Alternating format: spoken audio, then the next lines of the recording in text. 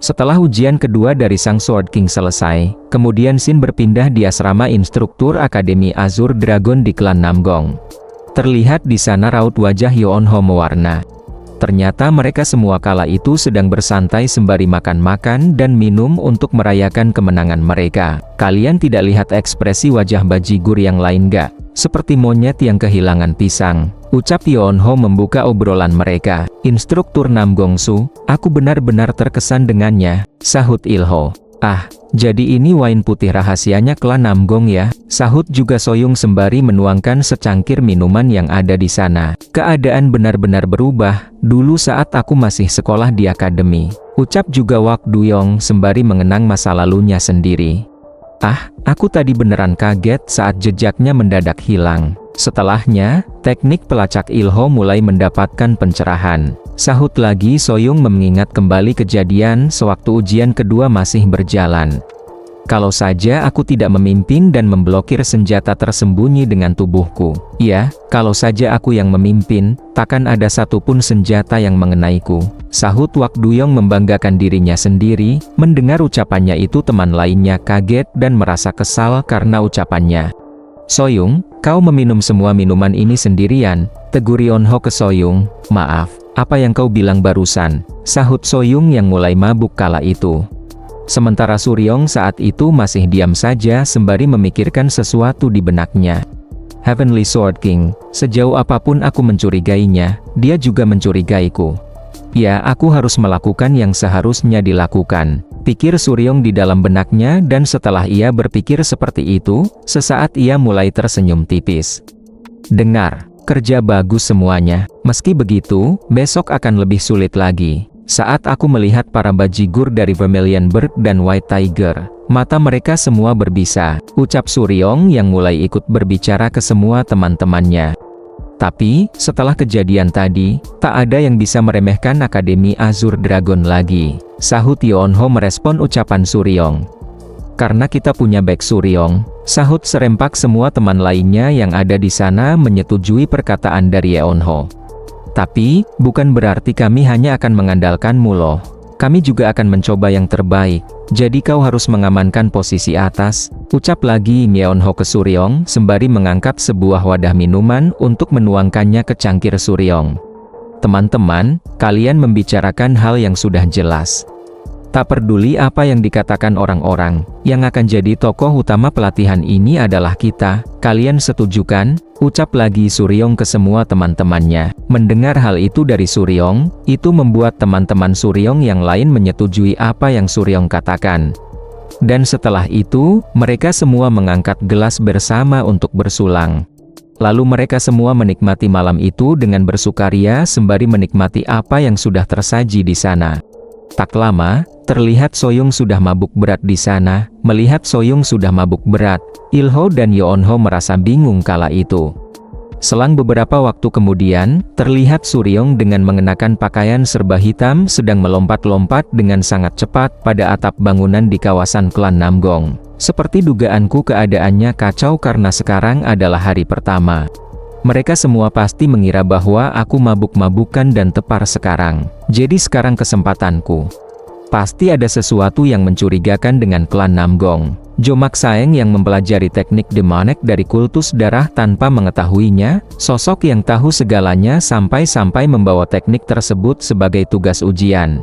Dan kemudian, Suryong terlihat sudah berhenti di suatu tempat pada satu bangunan yang ada di sana. Mereka pasti entah bagaimana terhubung dengan kultus darah, bela diri dari salah satu 10 petinggi dunia murim dan kekuasaan dari klan terkuat. Apakah hal itu mungkin didapatkan oleh Heavenly Blue Sword King sendirian? Gumam Suryong di dalam benaknya bertanya-tanya sendiri tentang kemungkinan yang terjadi. Ternyata kala itu Suryong berada di Pavilion Heaven Ears, salah satu bangunan di klan Namgong. Lalu Suryong bergumam lagi di dalam benaknya, aku yakin pasti ada bukti tersembunyi di dalam sini. Kalau ada jejak. Setelah Suryong bergumam seperti itu di dalam benaknya, ternyata di sana masih ada orang yang terlihat sedang mengobrol. Tingkat bela diri Sang Trustworthy Azure Dragon adalah Early Supreme Peak, aku yakin begitu. Terdahulu mengkonfirmasinya sendiri. Dia licik.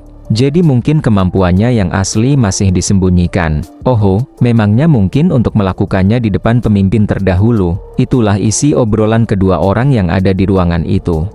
Di tempat lain, masih di kawasan bangunan Pavilion Art, terlihat ada beberapa orang juga sedang mengobrol sembari berpatroli. Dari obrolan mereka ternyata membicarakan tentang kemungkinan tim dari Akademi Azure Dragon yang dipimpin oleh Nam Gongsu akan memenangkan kejuaraan festival. Tetapi sebelum wanita itu menyelesaikan ucapannya, tiba-tiba salah seorang temannya menghentikan ucapannya itu. Setelah itu mereka melanjutkan patroli mereka. Ternyata kala itu Suryong telah memasuki ruangan itu, dan diam-diam telah bersembunyi sembari mengawasi ketiga orang yang sedang berpatroli. Nam Gongsu, orang itu jadi pemimpin klan, tidak buruk juga menurut prefektifku serta prefektif Akademi Azure Dragon sih. Ya akan kupikir lagi nanti, gumam Suryong di dalam benaknya tentang Nam Gongsu.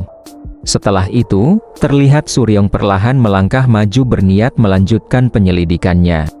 Haruskah aku menyelinap lebih dalam? Pikir lagi Suryong di dalam benaknya sembari juga terlihat sorot mata Suryong berubah menjadi merah.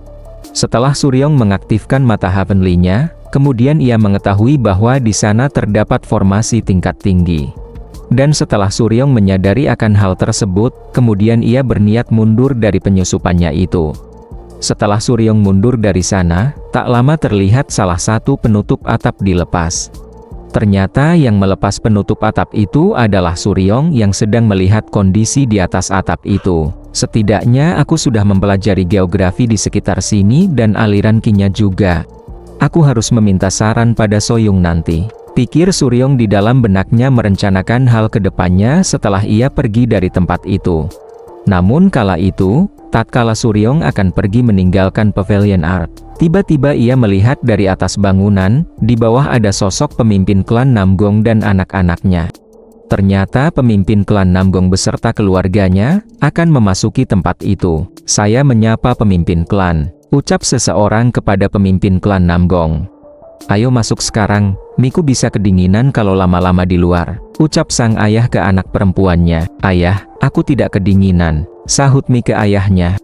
Akan saya pandu Anda ke ruang pemanas, sahut sang bawahan tadi ke sang pemimpin klan. Seperti yang diharapkan dari pemimpin pavilion, sahut sang pemimpin klan ke orang itu. Mendengar hal tersebut, Namgong Mi pun protes, katanya sekarang kan sedang musim panas. Lebih baik berkeringat dibanding demam, balas sang ayah ke anak perempuannya. Mendengar hal tersebut, itu membuat ekspresi kedua anak lelakinya menjadi lemah, sementara Nam Gongsu hanya menunjukkan ekspresi yang datar. Tiba-tiba, sang pemimpin klan merasakan sesuatu.